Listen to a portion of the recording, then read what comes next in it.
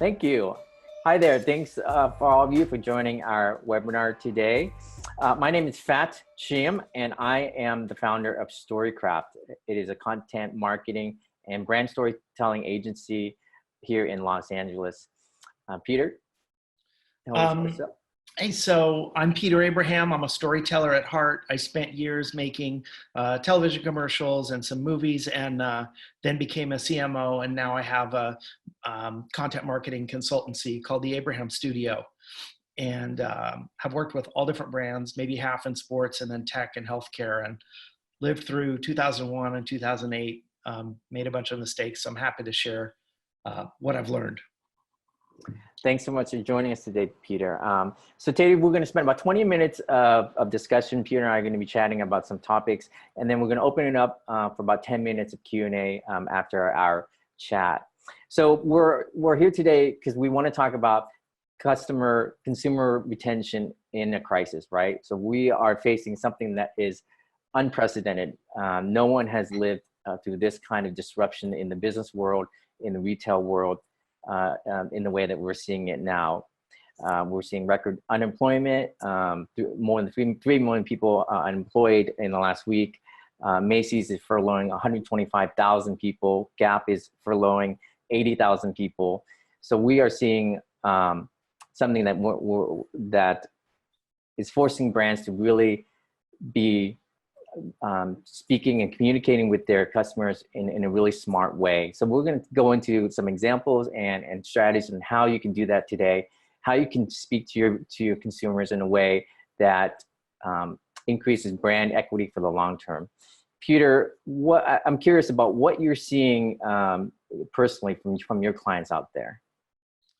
Well, gosh, all kinds of things. First, I want to thank everyone for joining us so we can share our knowledge together. Phat, I've been in touch with so many different friends who have businesses, clients, former clients, and just chatting with them about what's going on. Obviously, it's super difficult for everyone out there. And, I'm seeing a whole range of responses. And I personally, I think back to, after kind of 9/11, I had a production company that I had to close down. And I was young and inexperienced at that point. And I remember wanting to basically just bury my head in the sand and kind of wait till it blew over, which was, of course, the wrong approach. And I'm seeing that from a surprising number of brands that are just like, let's just say nothing.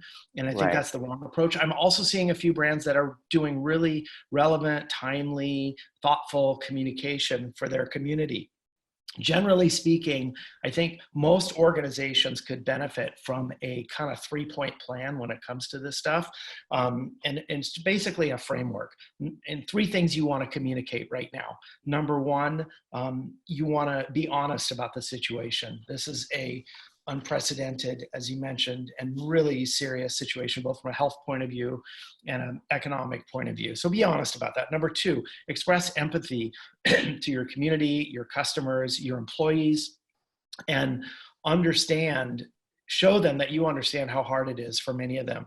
And number 3, then you want to have an action plan, and you want to communicate that and execute an action plan that addresses specific customer or employee problems, whatever those are. And I think that is really important. And just here are some examples, Phat, that you and I pulled up, like Columbia Sportswear, cutting his salary down to almost nothing.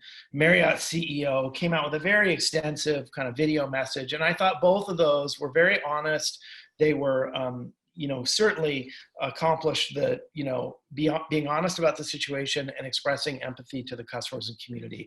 And in both cases, those were parts of an overall action plan. So I would give them an A on that kind of messaging. I will say, at the same time, like I got an email from City National Bank where I have some of my accounts. They might have had a great strategy, but their execution was, I had to cut this up into like 6 pieces so you could see the entire email. I mean, it was like a short novel, basically. Nobody's ever going to read that. It's just too wordy, too dense. No matter how good the ideas are in there, nobody's going to read it. So it matters not only that you have a strategy, but that you can execute the communication in a clear and relevant manner. And obviously they failed on the last part of that here. So what are you seeing, Phat? Yeah, just a note for the audience at home. I'm sharing my screen. So the examples that Peter and I are going to go through, you're going to see that on my screen. So you should be able to see that for yourself. What I'm seeing is, Peter, all kinds of different emails. Number one, I think there is the service email, right? Which is like, we are closing our stores. We are facing or customer service issues because people can't come into our call centers. Those are kind of emails are very helpful for people to understand where you are as a brand, how you're reacting, how you're helping employees. Then I'm seeing another type of email, which is around expressing empathy, what you just mentioned, expressing empathy for what's going on, being really upfront about this situation, showing that you are a human brand, that we are all facing this together, and being really transparent about how they're dealing with it, both personally and as a business. And then the third type of email, which feels a lot more random, which is the email of maybe it's a brand that hasn't emailed you for a long time, right? Maybe even years, right? And suddenly they're popping up and telling you that they're still in business during this pandemic, which I think speaks to the fact that we need to be, as brands, we need to be constantly communicating with our customers in good times and bad times, right? So that when we do pop up at a time like this, it doesn't feel random. It doesn't feel like we're being opportunistic. And I just want to show you some examples that I've gotten in my own personal inbox. Here's a brand called Lunya. They're a brand for sleepwear for women. And what this is a message from the CEO, and she's just being really upfront about how she's feeling, how she's handling the quarantine and staying at home. And it's just a Q&A with her, talking about the meals she's making, the things she's reading. And what this does is it just gives a really human face to what we're all struggling with, right, in this pandemic. Here's another email from Entire World, which is basically the founder, Scott Sternberg, here posting on Instagram, just being totally upfront about how he feels, right? He's saying here that the world has become at best utterly confusing and at worst kind of terrifying, right? Which is, I think, really puts him in a situation where he's being vulnerable, right? And when you're vulnerable, you're being authentic, right? So I think these are excellent examples of where brands have gone through and been really thoughtful about how they are communicating with their customers. Peter, I think that this is, the point about these communications is that we need to be able to really read the room, right? We need to understand where people are at, where our customers are at, because we need to be thinking about the long-term picture, right? This is not a time to be promotional. This is not a time to be pushing a lot of sales. This is really a time to identify with people where they at. And I think you can see some examples of brands where it doesn't feel like they understood the moment, right? So for example, Gwyneth Paltrow on the Goop feed here, posting about $1,000 outfit, which just doesn't seem right in the moment, right? Or this tweet going around from David Geffen, which I think it's utterly tone deaf, right? We see him on his mega yacht, escaping the pandemic, when most people, 99.9% of people in the world cannot do something like this. So, so it really speaks to the idea that we need to be able to understand context, right? We need to understand what's going on in terms of context. How do you feel? How do you see this issue, Peter? Well, I think it's critical, and I think the examples you're presenting are great, and I totally agree. I think, I've seen some brands kind of not really get out there and communicate about what's going on. And rather than that, they just try and dip their toe in the water. Like on a social media post, they'll sort of make a kind of slightly funny remark about social distancing. And I think that's the wrong tone. I think it makes it feel, even though there is a time for humor right now, I believe levity is needed at certain points.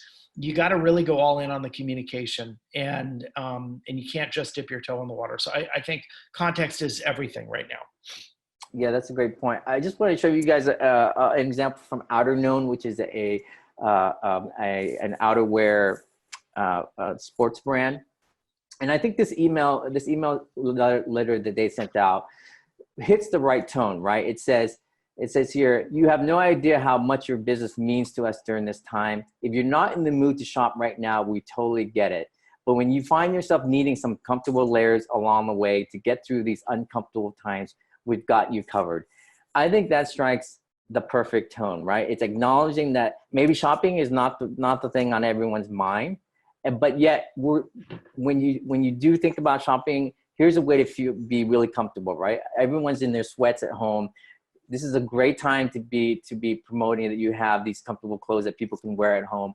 So I think this is the kind of example where you can strike a great balance, right? So I love this.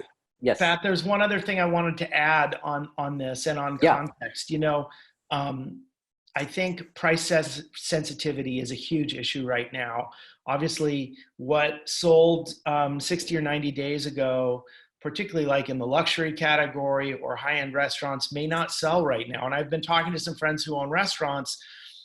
One of them has a chain of restaurants that's pretty fine dining. Like, it's nice. Like, you go in there for a hamburger, it's $25. And I was like, you know, I'm not sure. I know you guys are just switching over to takeout, but I'm not sure that like just changing over to takeout for $25 hamburgers is what people want right now. Right. And so I think it is really worth understanding price sensitivity and maybe really just reorienting your products and your pricing to address current customer needs, which is all around basics and, you know, at a lower price point for a lot of people.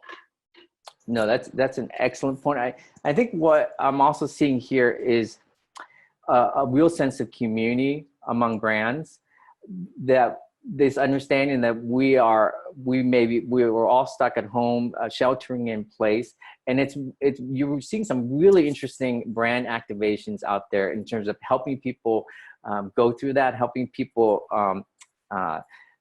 you know, fight boredom, for example, right? So here's a great example from Tracksmith, which is a running apparel brand, a direct-to-consumer running apparel brand, right? Their stores are closed. They're still online, of course. But what they've done on their Instagram is produce this thing with something they're calling the Culture Club, right? Which is basically recommendations around running-related books and movies and just things that help people pass the time, right? Here's another example from Away luggage, right? Obviously, people are not traveling right now. And so they're suggesting that you use their luggage as a way to exercise at home, right? A great at-home exercise with one of their big luggage pieces, right? Or what about this one right here, Peter? You want to speak to this one about the DJ? Yeah, you know, I've been going to visit some friends who are musicians and DJs on their live streams on Instagram and YouTube. There on the left is my friend Gary Hustwit in Brooklyn, just spinning vinyl from his living room. And one thing I've noticed is it's so much about the community and the conversation. The music is just a device that gets people there, but people are desperate for connection and for community right now because so many of us are isolated in our homes, some of us without family, and everyone is desperate for human contact. There in the middle is my friend Jim Fairchild, the guitarist from Modest Mouse. He's just been playing a series of concerts and guitar lessons from his living room. And there on the right is a Zoom chat with my cycling club, the Fireflies, where there's like 50 of us. Instead of our normal group ride on Friday mornings, we get on a Zoom chat. And so I think, you know, context is everything here, and building community should be a priority for just about every brand right now because, man, people want to be connected. That's absolutely can't agree with that more. What in terms of what brands are doing that I think that may be falling short is around this idea of transparency, right? this is really a time to show up and help your customers, right? And this is a time to be transparent about the challenges that we're all facing, right? But for your brand or your retail store, it may be that you have stores that are closed. It may be that you have supply chain issues that are affecting what kind of products are available. It may be that you have customer service delays because people can't get into your call centers to man those phones, right? So you really need to be transparent about what's happening in your business so that you can help consumers navigate that, right? And what we're seeing is some brands not even acknowledge what's going on, right? Which I think is a big mistake. So if we go here and we can see, for example, this here from the Gap, right? When you go to the Gap website, you know, most of their stores are closed at the moment, right? If not all of their stores are closed at the moment. But you can't tell what's happening when you go to their website. There's no mention of the pandemic, of the crisis, no mention of how they're helping their customers, right? And so I think at this point, it just appears tone deaf for any brand not to acknowledge something, whether on their website or in their newsletters or in their social media, right? You need to acknowledge that we're all facing this together, and to not do that feels like it's a big miss for me. What do you think, Peter? You know, Phat, I mean, I agree with you. And one of the things that I see happening here is the crisis is exposing years of poor marketing practices for some brands. So Yeah. if you've been neglecting communicating with your community and building a community with frequent, relevant, high quality content and communications, if you have forgotten about that and now you're just parachuting in with some kind of email to the it's like, you know, it's a really hard time to start being good at community if you've not done that for the last 3 or 4 years. And so Yeah. I compare it to, like, you know, you have friends in your life that are really like your true friends who are there anytime for you and they give freely of their energy to you. And then you have those friends who only kind of drop in when they need something from you. And so I feel like some of the brands that are all of a sudden showing up in our timelines that haven't been there are like those friends that just show up when they need something. Yeah, that's correct. You know, I don't think it takes a lot to acknowledge what's going on, right? So here's an example from Warby Parker. Just a little banner that says, although our stores are closed, we're still here to help, right? And then and then it's a page about how they're responding to it. They also mention that they are keeping the health and well-being of their employees and customers in mind. They're also while the stores are closed, they're still paying their employees, right? Which I think is a really important thing here to mention is that customers are going to pay attention they're going to pay more attention to what you do in this moment to help your employees and to help your customers than they are going to pay attention to what you say, right? It's really how you show up in this moment that people are going to remember. And that's how we really need to be kind of thinking about that long-term picture, the big picture of building brand equity for the long term, rather than just be worried about what's going to happen in the short term in terms of our sales. So Peter, should we open it up to Q&A at this point? Yeah, why not? Okay. So we're going to open up the chat for some Q&A questions. So please feel free to drop in your questions into the chat here. So Kevin has a question, Peter, around B2B retention. Many of my clients are ramping down spending and cutting off advertising altogether. Any ideas and advice on B2B retention? Do you have any ideas on that? I do. I'm working with several B2B clients right now, and I think there are actually a surprising number of I think good opportunities in the B2B space. You know, for me, B2B marketing is all about thought leadership.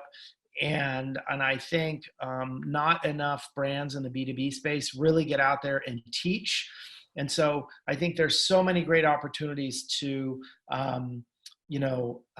help help other, brands in your community. Like, let's say you're I'm going to say a software developer, or an app developer. There's so much teaching that you can do to your community, not trying to charge for it necessarily, but just getting out there with helpful content and teaching.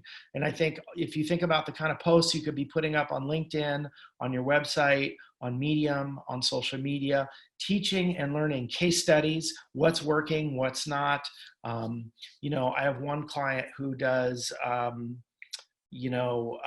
they advise big companies on setting up software teams. And they put up a great post last week about, how to get your remote team working together. And I thought that was super helpful. It was relevant. It got a ton of, positive feedback on LinkedIn. Yeah, I love that idea about teaching. And I think this is a time to be creating really good content. And it doesn't have to be super polished, right? It can just be a webinar like what we're doing now, right? So whatever community you have, whatever audience you have, whether it's B2B or B2C, they're at home, they're looking to consume. And so just help them in that moment, give them something to kind of pass the time. I also think that we should be thinking about how you can help the greater community out there, right? And show that you can be charitable, show that you can be philanthropic. So as an example, here's some in my screen share here. Here's some examples of brands. These are B2C brands, of course, but they are really showing how they can be leaders in the community and helping people, whether or not that helps them as a brand or not. Yeah. So Megan has a question about, you talked about the importance of acknowledging the situation, but a lot of my clients are wondering are wondering about COVID wear out. Any guidance around how to balance acknowledging it, but not overdoing it? Okay, that's a really, really great point. I think you are going to see some fatigue, right, as this thing drags along. And so not every email has to be this kind of screaming headline about the coronavirus, right? What I would recommend is, as you're putting together your communications in the next weeks and months, if it hopefully doesn't drag on that long, but if it does, is that there is some small mention of it somewhere in your communication, right? It may be just a little, like I had an email from a brand of kitchenware, right? It was a promotional email, right? But within that kind of newsletter, there was a little post about, 10% of our sales will go to CD Feed, right? That helps New Yorkers who are in poverty right now, right? As a response to the coronavirus, right? So they're still being promotional, but there's still an acknowledgement somewhere on that page that this is happening, right? So it's not completely in a vacuum. How do you think about this, Peter? Yeah, I agree. Obviously, the situation is changing on a daily basis. And with every different business or industry and every different business within that industry, there's a different kind of arc, a story arc or narrative arc that's going along with the crisis. And it's changing every day, every hour even. So I think you have to be sensitive and evaluate on a daily basis. What has your previous communication been like? Is it too much? Is it not enough? And it's different for every brand. But again, like I showed with that example about City National Bank, the execution is important, and getting the copyright and the language right, that does matter, because you want to be always as appropriate as possible.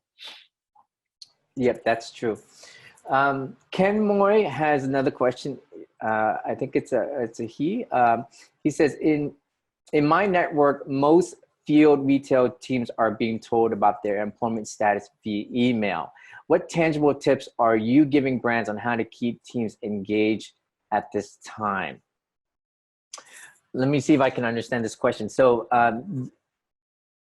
your retail teams are being communicated with email, and you're saying that so they're scattered, they're not in the office, there's kind of no way to kind of have a team huddle. How can we keep teams engaged at this time? I mean, obviously, doing some sort of Zoom touch check-in, I think is going to be a real real useful thing at this time. Even getting people even getting people doing something at the same time, right? So for example, lots of people are, this might not apply to your team, but a lot of people are, for example, watching Netflix, watching the same show at the same time, right? Having the teams do that, or having the teams do a, at-home cooking kind of exercise where the whole team is just, we're all gonna try this recipe together, right? And share what we have, or we're all gonna do like a yoga meditation moment, right? But we're doing it at the same time on Zoom. So it feels like we're experiencing the same thing. It feels like we're in this together. What do you see, Peter, in terms of your clients? Are they doing anything interesting out there? I mean, I agree with you. It's interesting. I was talking to one friend who's with a record company, sort of small to medium-sized record company, and they're doing like kind of a Zoom gathering 4 days a week for most of the company. And he said it's really needed and really great. I think, the other part of Kamoy's question is about like how to communicate and keeping teams engaged. I think almost constant or certainly frequent communication is really important. I think back, to my own experience when my business was on the verge of going under. I had to close the doors on that business. This is going back after the 2001, after 9/11. And I was just so bad about communicating with my team, my community, with my clients. Like, hey, listen, nothing's happening yet, but I want to just update you. Here's where we're at. Let me just explain. Let me tell you what I'm dealing with. Like that kind of communication, I think, is really important. Just keeping people in the loop, because information abhors a vacuum. Like when people aren't hearing anything, they start making up worst case scenarios in their head. We all do that. And so I think very frequent, honest communication is super important. Yeah, I just pulled up this Lunia thing back up again in my screen share here, because I think it's important to have your leadership show up in this moment to say, we're in this together and here's what I'm doing, right? So here's the CEO sharing what she's doing to kind of get by and just kind of attend to her mental health, right? And so when you show some vulnerability, when you show some transparency, you're really showing that you're a human facing the same things. And so we all kind of look for opportunities, I think, to do this with your leadership, right? So I think some CEOs this may not be a muscle that they have kind of practice up to now, but this is a great opportunity to kind of show your human side as a brand here. So Peter, we don't have any more questions, but this has been a really fantastic conversation, and I could go on literally for hours talking about this, but we have a limited time, and I want to thank everyone for being on today. Great. Thanks, Phat, and thanks to PSFK for hosting us and absolutely Innovation Week. It's been great to share.